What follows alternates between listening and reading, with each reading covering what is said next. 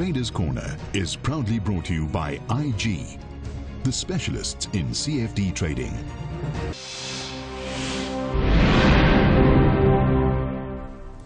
Welcome back. You're watching Traders Corner, and as always, I'm joined by Garth McKenzie, founder and editor of Traders Corner. Garth, welcome. Hi, Julieta. Garth, the motto of the show is proper trading principles, but we're going to be discussing gut feel this week in one of the trades that you had open on the portfolio and that you've cut out of, or cashed in on rather, should I say, and that was Coronation, which initially seemed to be doing very well and then kind of went a bit sour. So tell us how things panned out there. Yes, okay, well, that's right. We opened this trade in Coronation about 2 weeks ago, and it did work out well for us. It got out the gates very strong, which is always a good sign with a trade, but it kind of fizzled out a bit over the last week. So if we have a look at it now, the chart of Coronation is up on the screen at the moment, and what I'd identified at the time was this falling wedge pattern. And these are typically continuation patterns where the stock is in a rising trend, it then consolidates, and typically it breaks out in the direction of that trend, and it will continue in the direction of the trend. And typically you would look for a move back up to the high of where that wedge pattern started. And that's exactly what we were looking for here. So I did the trade. I went in actually early. I preempted the breakout here based on the fact that we'd had a reversal and it was very oversold and all sorts of things. And I went long of 1,250 CFDs at 101 Rand and 90 cents. And the stop loss I was using was 97 Rand 50. And I was looking for a move up to 115 Rand, which would effectively have been the top, basically, where we were looking for a move back to the top of that pattern over there.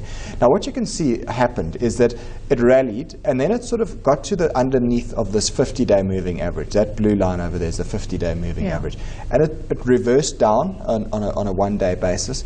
And then it just sort of started to feel kind of weak. And I thought, it's not a great sign. You know, it should be feeling stronger than this, and especially in the context of other equity market-related stocks that have been strong, like Old Mutual and Sanlam and Liberty Holdings. It's quite curious, isn't it, the difference between, you know, the two? Yeah, it is, and Coronation has underperformed quite badly against all of those stocks.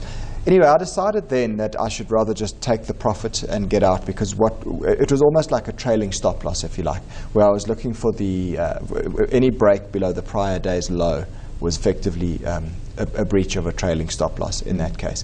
And that meant that we closed out the trade at 106 Rand. It traded up about as high as about 108.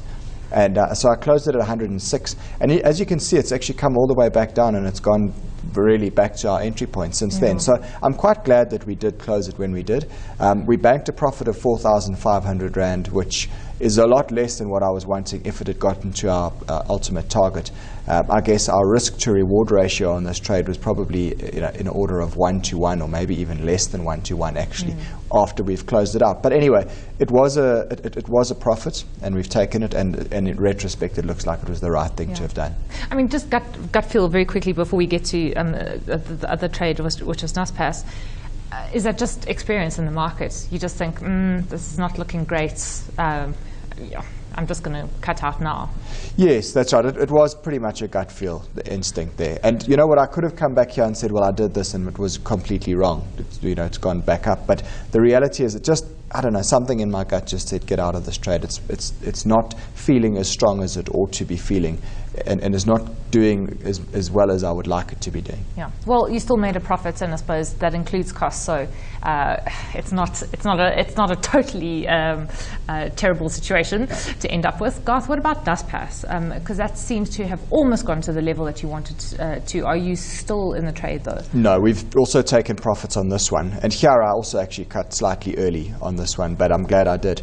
So this is an hourly chart of Naspers at the moment. So what that means is that each one of those candlestick patterns you see on the chart there represents 1 hour worth of trade. So to give you an idea along the scale along the bottom here, we're going back to the 27th of January. Okay. So we're talking about, what's that, about 5 weeks or so worth of trading history here, and it's an hourly graph. This is actually a screenshot taken off my IG Markets trading platform, which you get this as a client of IG if you trade CFDs through them.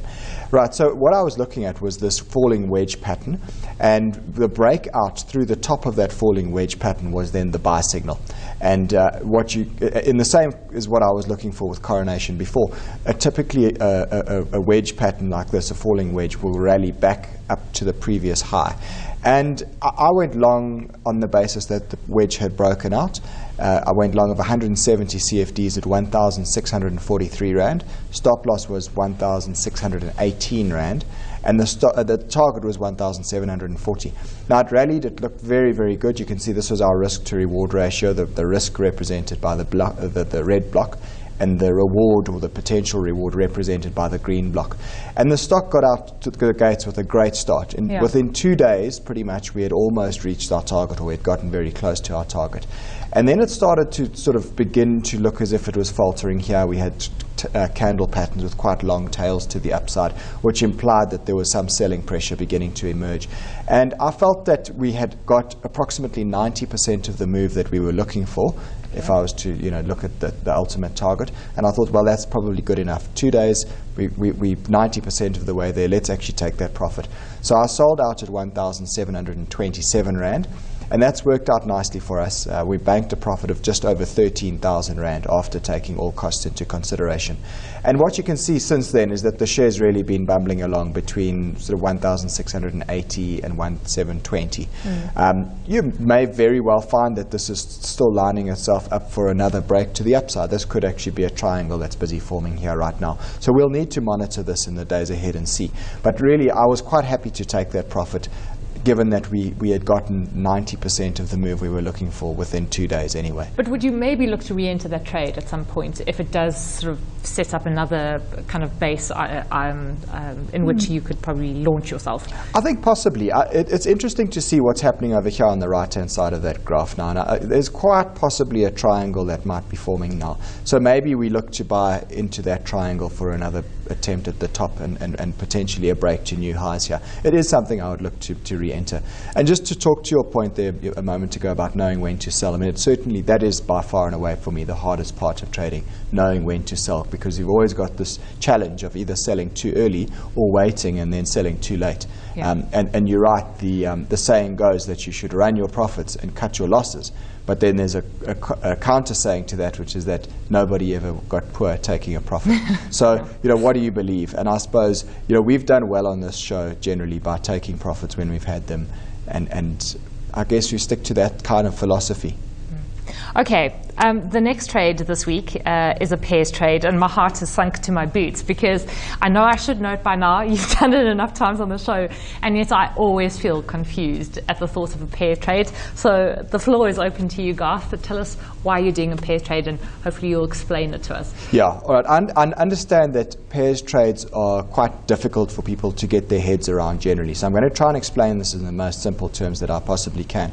But suffice to say, really what a pairs trade is where you go long of one stock and short of another stock, which are typically related to one another. They should be related in some way. And you're looking for a relative movement in the prices of the two shares. Right, so what we're looking at here, it's a pairs trade between Pioneer Foods and Zeder. Right. Now, these two companies are very closely related because Zeder is an investment holding company whose market capitalization is made up primarily of its stake in Pioneer Foods. So you would expect that the two share prices will track each other very closely, and you can see that in that graph over there. The yellow line on this chart is Zeder, and the blue line is Pioneer Foods. And you can see that by and large those two share prices track each other quite closely. Yeah. There's a bit of deviation here and there, but by and large it always comes back together at some point. And those deviations that you see in the share price are what you can actually look to try and capitalize on with a pairs trade.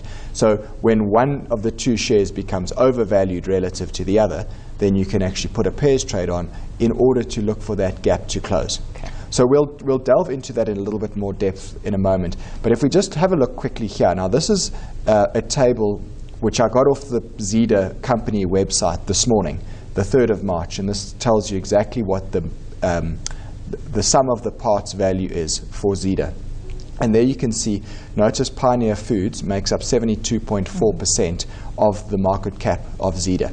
And then below that you've got other things, Capespan, Zard, Carp Agri, etc., and a variety of others, Quantum Foods. But those are much smaller constituents in the makeup of Zeder.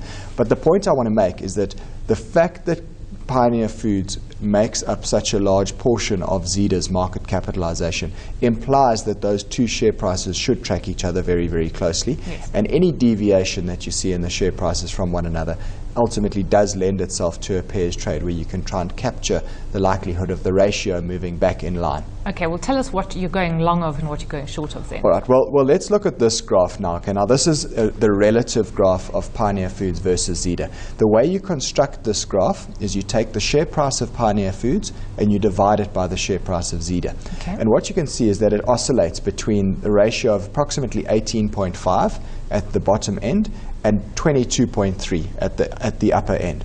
And this graph now goes back over 2 years, and you can see it's actually been fairly reliable. The range has been pretty consistent, and you can see that each time this relative gets up towards this top dotted line here, what that is implying is that Pioneer Foods is overvalued relative to Zeder, and when it gets down towards the bottom line over here, that is implying that Pioneer Foods is undervalued relative to Zeder. Okay. And you would always look for that relative to try and oscillate, move from the extreme back to probably the middle of that range, if not maybe back towards the other extreme.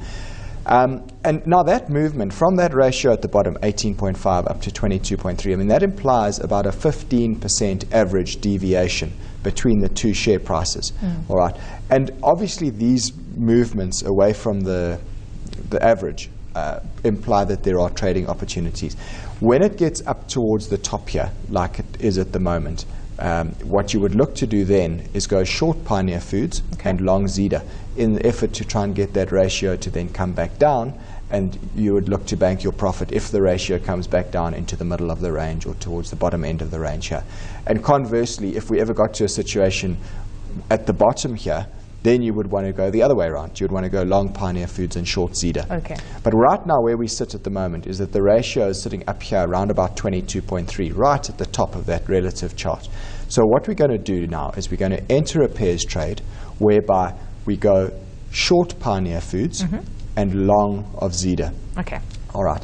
You do this as two independent trades with, in each stock. So there's two trades involved here. We're doing a pairs trade with a notional value of 100,000 Rand on each side. Now that is very important. When you do a pairs trade, it's vital that the two legs of the trade are equal in nominal value, because what you must remember is you're simply trying to trade the relative of the two shares here. So you're not taking a naked view on Pioneer or naked view on Zeder. You're taking a view on the two together, and you're looking for that ratio to come back into line with its historical long-term norm. So we've gone short of Pioneer Foods with 100,000 Rand notional value. So I managed to do that at 168 Rand 80 per share, which implies that I've managed to short 592 CFDs of Pioneer Foods. And then against that, I've gone long of 100,000 Rands worth of Zeder.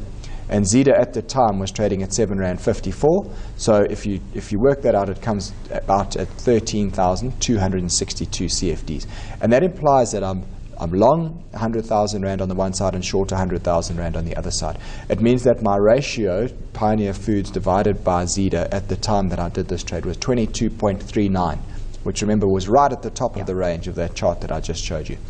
How do you put a stop loss on this? Well, I don't have a specific value in mind because I'm talking about two independent stocks here.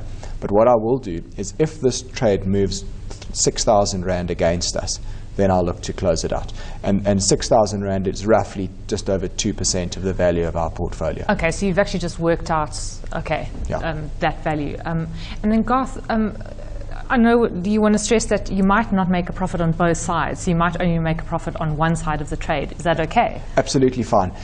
Remember, what you're trading here is the relative performance of the two. So what you may very well find is that you make money on the short position on Pioneer Foods, but you make a loss on your long position in Zeder, for argument's sake. I mean, that's how the trade is sitting right now. Yeah. But the point is we're actually making more on the Pioneer short than what we're losing on the Zeder long. And that's the idea. You look at the two trades combined for your outcome. Okay, Garth, if people are confused, they can look at the site very quickly to end off the portfolio as it stands and your next course. All right, so the portfolio is similar to last week. We're 295,000 Rand, so we're up 18% for the year to date. You can see the trades that we've done recently. Our Coronation, where we made a nice profit, Naspers, we made a nice profit, and then we've got this pairs trade on now with Pioneer and Zeder. And next course dates, I think, this weekend? Yeah, this weekend I'm down in Durban. I'm doing an Understanding CFDs course on the Friday night and a High Probability Trading course on the 7th of March, which is the Saturday. So anybody that would like to attend this, please email me, garth@traderscorner.co.za, and I'll send you the details. Great. Garth, we'll leave it there. See you next week. Thanks as always for joining us. Garth McKenzie is founder and editor of Traders Corner.